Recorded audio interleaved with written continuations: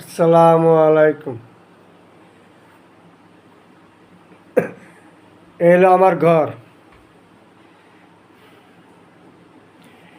তাই আমার ঘরে আমি একাই আছি। আমার কোনো পরিবার নাই। আমার ঘর এই অবস্থা।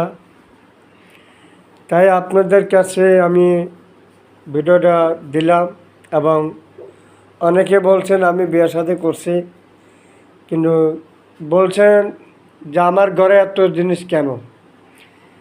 আসলে ভাই, আমার কেউ নাই, এই জন্যে বিয়ে শাদী আমাকে কে করাবেন?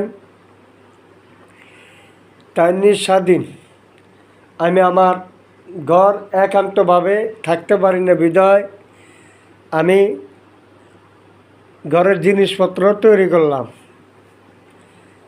তাই আমার শখের ব্যাপার, আমি আমার শখ পূরণ করছি। আমি আরও কিছু আনবো জিনিসপত্র।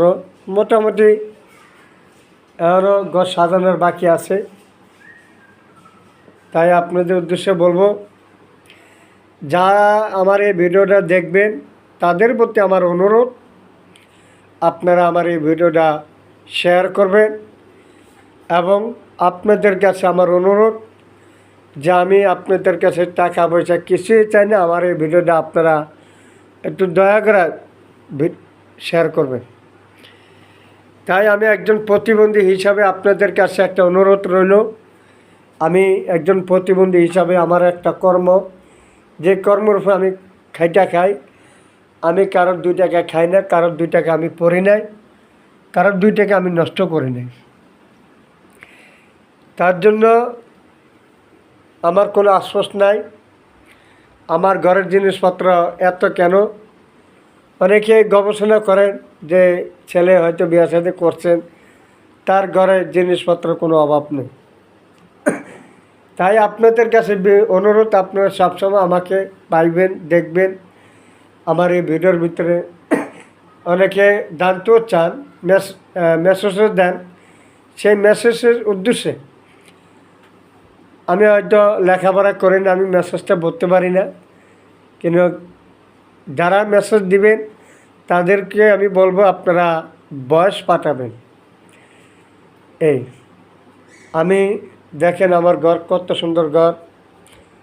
এই আমার ঘরের টিভি আছে, এই আমার খাট আছে, বালিশ আছে, আবার ফ্রিজ আছে,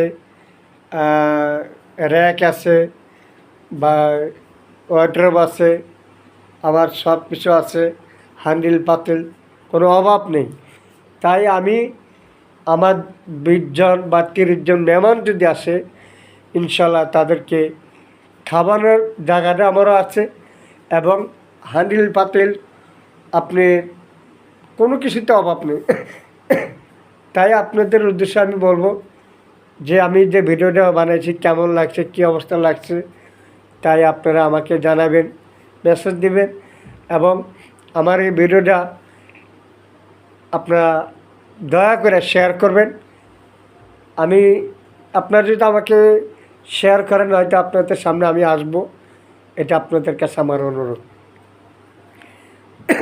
আমি একজন প্রতিবন্ধী হিসাবে আপনাদের কাছে একটা আবদার চাইছি, সেই আবদারটা আপনারা আমারে পালন করবেন। আসসালামু আলাইকুম রহমতুল্লাহি ওয়া বারাকাতুহু।